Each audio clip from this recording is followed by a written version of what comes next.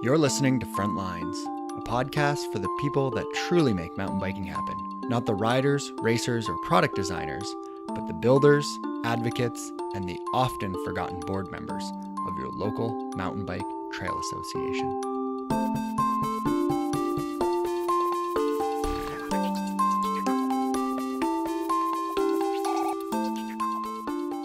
Today's episode might only prove helpful for listeners who are in transition when it comes to their local trail association's board.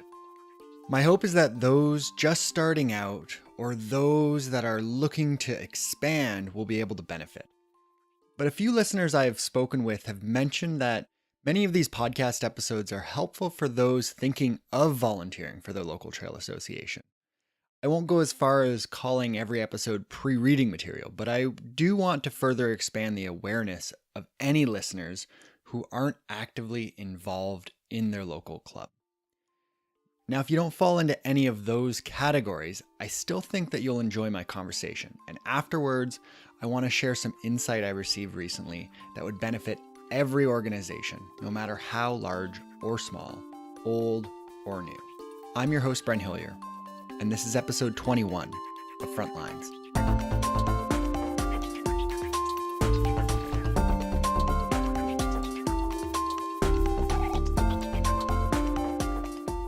My guest is Ian Jones. He's the president of the Southwest Montana Mountain Bike Association in Bozeman. Hi, Ian. Welcome to the show.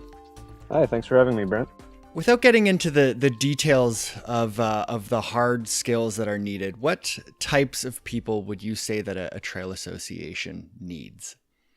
I'd say a trail association definitely needs some very motivated people with a wide range of skills. It takes quite a bit of effort to put forth when you're first starting one. And even more mature trail associations still need people who are able to dedicate a number of hours every week to pretty mundane tasks just to keep it moving forward and expanding. And you kind of touched on a little bit there, but what commitments are required of a board member? So a board member's commitments can range based off of the organizational structure of a trail association. Southwest Montana Mountain Bike Association is an all-volunteer organization, so we don't have any paid members. Paid employees. So we're all volunteer, and we have to dedicate all of the time to making it work on our own. So we have board members who have commitments every week up to about 20 hours a week, doing tasks like planning events, running our Facebook page, updating our website, answering emails, and coordinating with other community entities. So how do board members join the Southwest Montana Mountain Bike Association? Board members can join the Southwest Montana Mountain Bike Association by getting in contact with our nominations committee. We have an interesting setup for getting onto our board where we basically put them through a process where they talk to a couple of community members who we entrust with electing our board. The nomination committee nominates those individuals, and the board then votes on those nominations to actually put them onto the board. So who's on that nomination committee then? We have 3 board members and 2 community members. The 2 community members are folks who have been involved with other iterations of a bicycle club here in Bozeman, and at least one individual who's much more involved with other activities in the Bozeman area as well. Yeah, and I'm familiar with, more of an AGM kind of public election style for board members. This style, was it something that was originally written into the original bylaws of your group, or is this something that evolved over time? Yeah, so we originally wrote it into the bylaws. We wanted to make sure that we were able to start up the organization and move quickly. We started from a model where we were originally a part of a larger bike club that included road cyclists and mountain bikers and everything in between. And that group decided to split the mountain bikers and the road bikers. So the road bikers are off on their own now, and the mountain bikers have kind of formed into SWMMBA. The process by which we did that was probably not the smoothest transition, but we got all of the individuals from the original organization who were interested in mountain biking to actually join the new club, but only by email addresses and such. So we're still in the process of organizing that. We needed more flexibility to move forward and be more nimble and not have to hold elections with the entire club in presence. What are some reasons that you think that someone should join the board? One of the biggest reasons why I would say that someone should join the board is to give back to the community that's helping to support all of the trails in your area. Specifically with SWMMBA, we're working on a number of different advocacy efforts where we're protecting trails from potential encroachment of wilderness, which I know that you've touched on a number of occasions, as well as protecting it from industry as well. So working with industry to work around certain trails, making sure that they're still accessible and making sure that the community can still use them. We also build trails in Southwest Montana area. We've got a number of large projects in the works, and we're always looking for people to help out with that. You could even be the person who goes and flags out a new trail. Now, there's a difference between an advisory board and a working board, and what is that?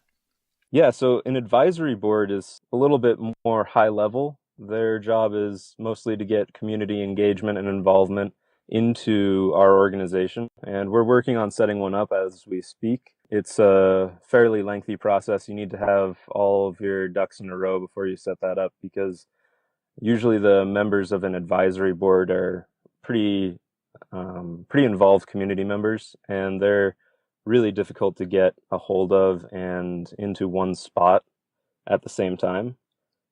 So those board members would be meeting less frequently, and they would be providing high-level oversight of what the SWMMBA acting board would be actually working on a day-to-day basis.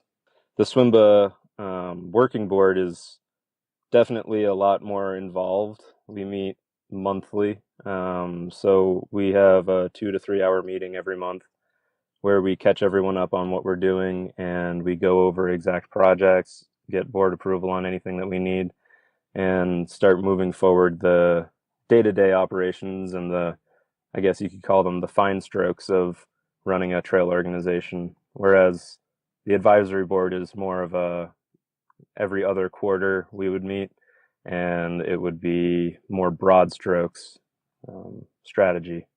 So, what would be some things that an advisory board would cover?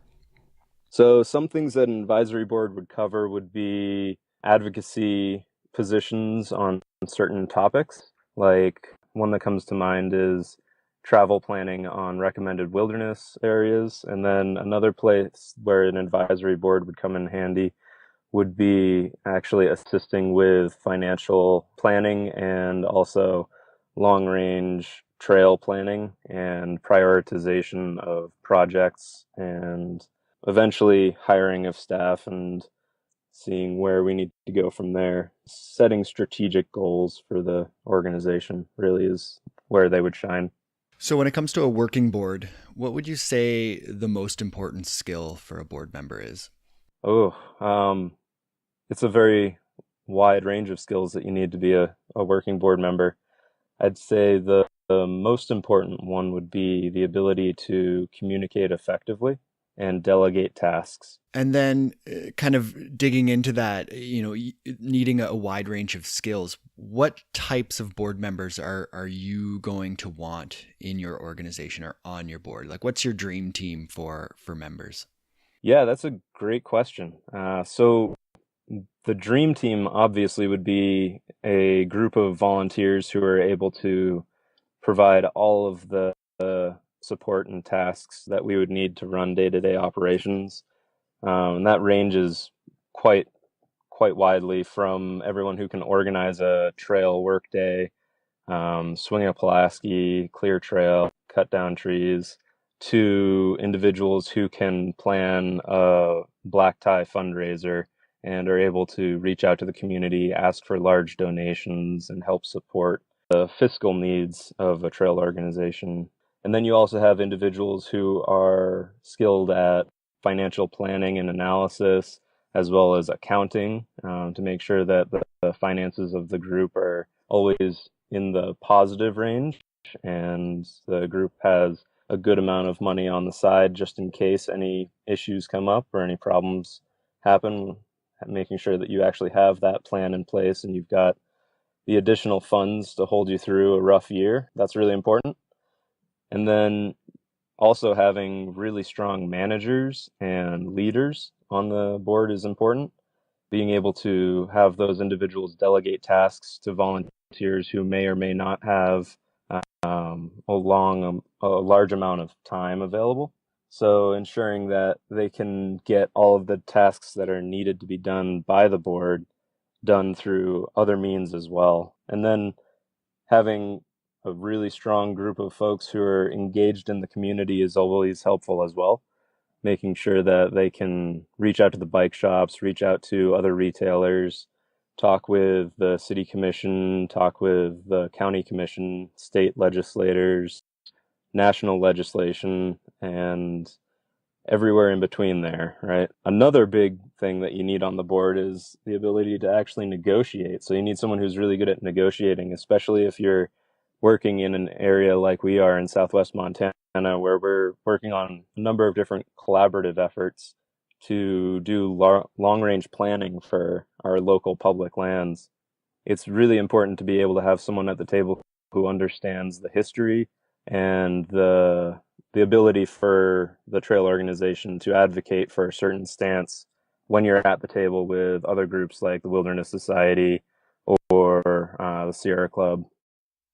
So everyone on the board is going to be volunteering, but are you looking for people that have experience from their day jobs to kind of bring that onto the board? Absolutely. We've got 3 members of our board who have technology background, different technologies, but that's really important for us. One of our board members currently is web developer light, and that's really important for us to maintain our website.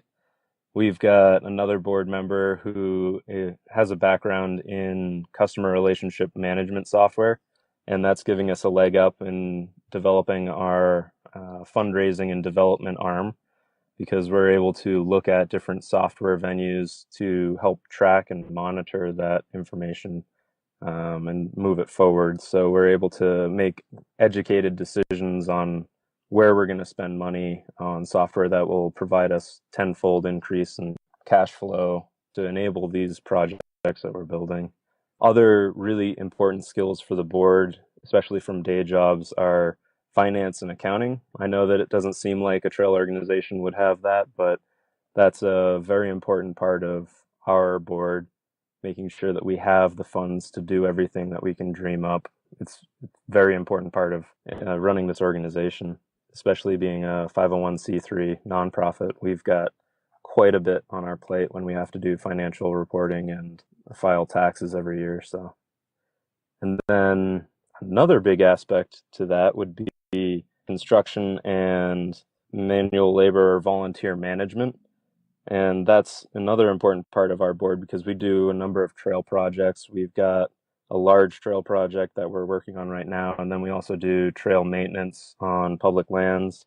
So having someone who's able to coordinate those efforts and knows basically what's involved with it, can talk about trail construction and really utilize volunteers effectively. That's another kind of day job skill that not many people have. If an organization is just starting out, their needs are going to be a little bit different than an organization that's more well established like yourself. Is there certain roles or things that a new organization should be prioritizing for their board of directors versus a more mature group? Sure, and I'm impressed that you said that we're a more mature group. We're only a year old in September, so we've really put the irons in the fire for our group and really kickstarted it and moved it forward as quickly as we can. So this is a great question for you because you've kind of transitioned from a group that just started out into what sounds like you've got a lot of roles, you've got a lot of key people on your board, which is why I would say that you're a mature group. Yeah, for no small effort of the board either. I mean, we've been working really hard to get it to where we're at. Initially, I'd say that if anyone wanted to start a trail organization, the best resource for that would be going on to the International Mountain Bike Association's website and looking at what the requirements are to become a chapter. We used that as our blueprint last summer to actually kickstart our program, and we used that to identify key people in the community to ask to be board members and design that board structure that we eventually used to create our bylaws, and move forward with that, and then get our financial planning in play. If you only have 3 people who can commit, I would look at getting someone who can lead that group, so a really strong manager, someone with a good vision for where that organization can go, someone who's able to kind of look at the future and see where an organization might be growing or might need to focus more in the future, and be able to identify that and talk about that and recruit people for that new expansion. And then that third person, being an accountant, would be highly important for making sure that all of your financial ducks are in a row and you can file for incorporation and you can navigate all of the bureaucracy that comes along with being a trail organization. As a group expands, and your organization, it seems like they're right at that point now. What would be things that you'd want to think about, or people that you'd want to add into the mix as you're starting to expand? We're expanding at quite a rapid rate.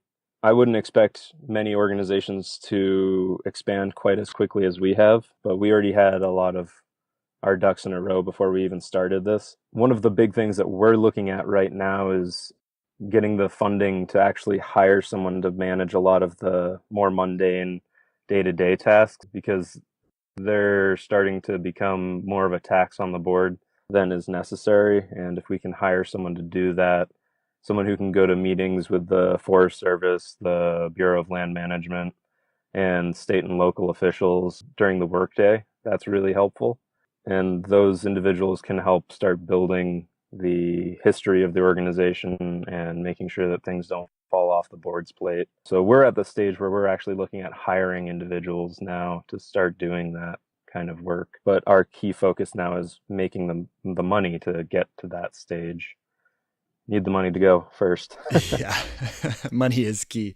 I mean, that's impressive to go within a year to kind of be at that stage. I know there's a lot of trail associations out there who are thinking about staff and want to hire staff, but that's like 5, 10, 15, sometimes even 20 years of being in existence and kind of getting to that point. And a big thing that I try to always, in my opinion, it's the sooner you can start thinking about that, the better it's going to be for your organization. But you kind of touched on being able to take on roles and alleviate some of that pressure from staff or from board members, as well as those kind of weekday meetings, which a lot of board members aren't going to be able to make. There's advantages to having that paid staff, but what would you say some of the challenges are to looking for that paid staff? Is it easy to find people for those roles? How would you attract those types of people to your organization? Yeah, so hiring paid staff is probably the most difficult thing you can do as a nonprofit, especially when you're transitioning from an all-volunteer model to a model where you're part volunteer, part paid. You need that paid staff member to be truly exemplary. They have to be good at everything. They have to be good at fundraising. They have to be good at organizing.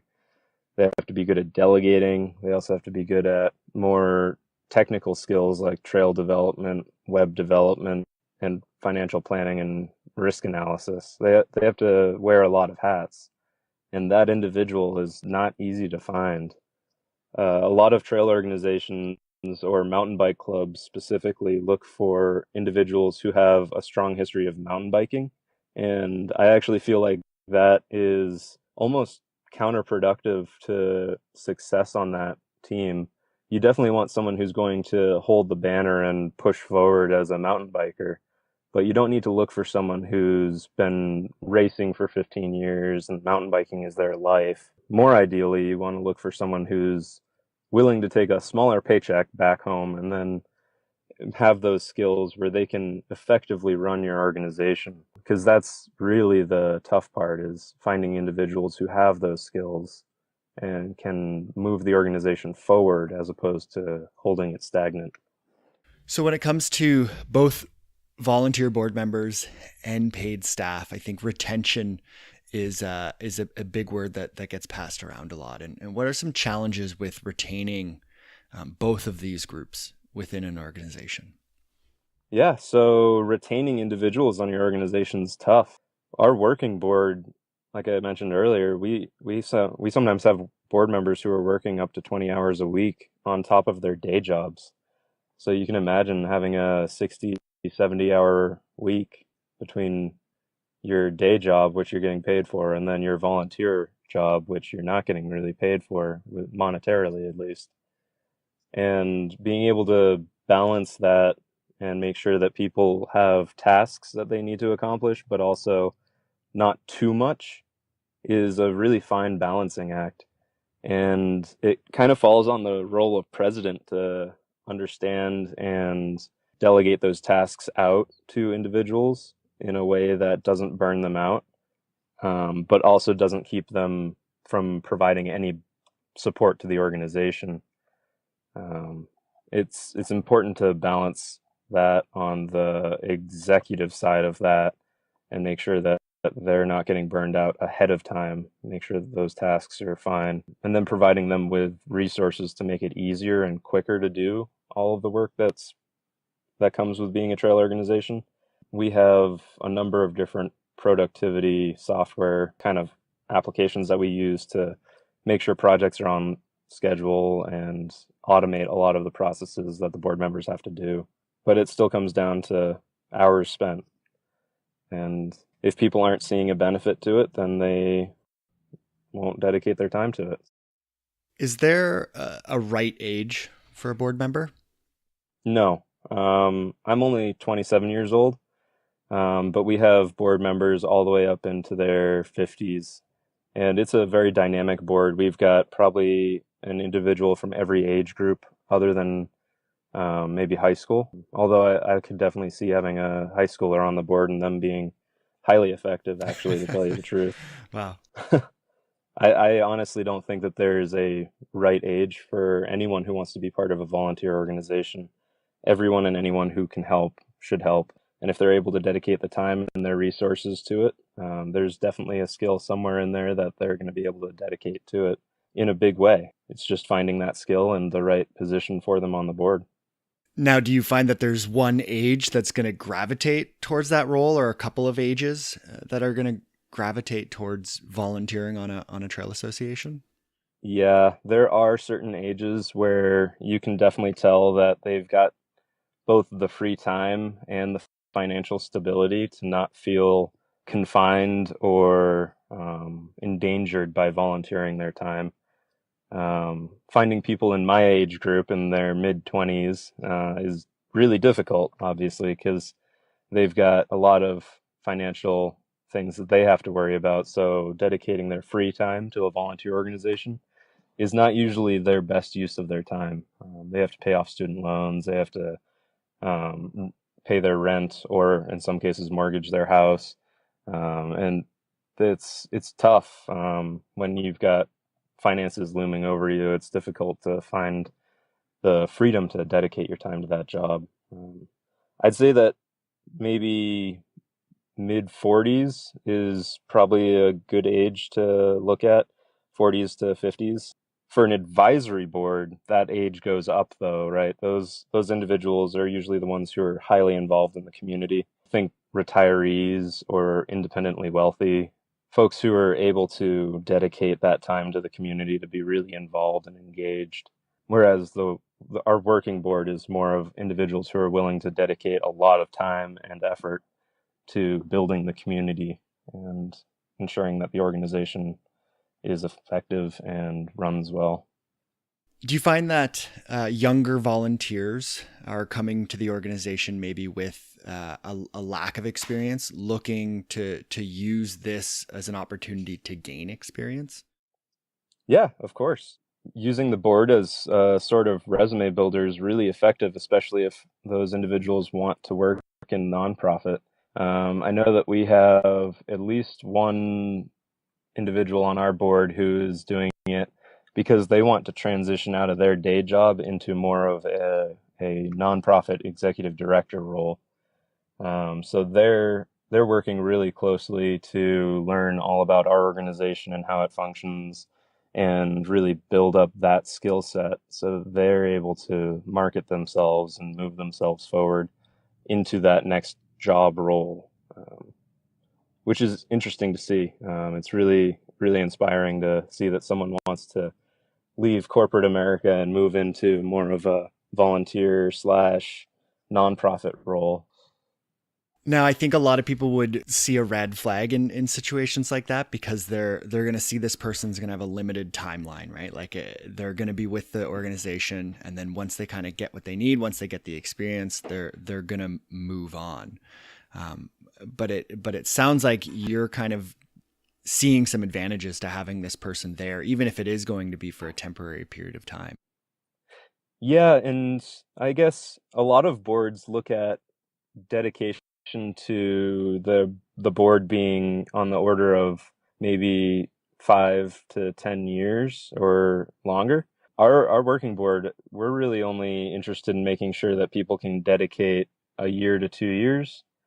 If they're able to dedicate a year to 2 years, move forward a certain position to a place where they can hand it off to someone else, they've done their role, and it's really admirable that they made it 2 years. I mean, we definitely utilize our volunteers pretty extensively. So making sure that individual who does want to move into that nonprofit role is able to still accomplish some things on the board is really important to us. It's already proving to be highly beneficial to us because they're really driven to prove themselves and have something to show for it. So even if we only have that individual for a year, it's really a really good thing for our organization. Now, just kind of discussing timelines and how long somebody will sit on a board. I think a lot of clubs deal with term limits, or sometimes they even deal with the lack of term limits.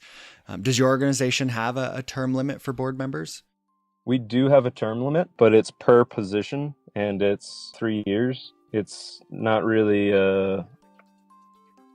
I'd say it's more of a way to ensure that we've got new individuals moving onto the board than it is getting other individuals off the board.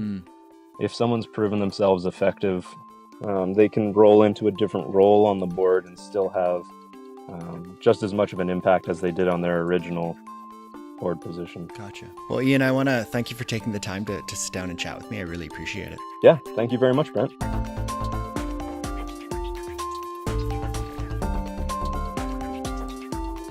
Right after my interview with Ian, I was fortunate enough to spend some time chatting with Bruce Alt.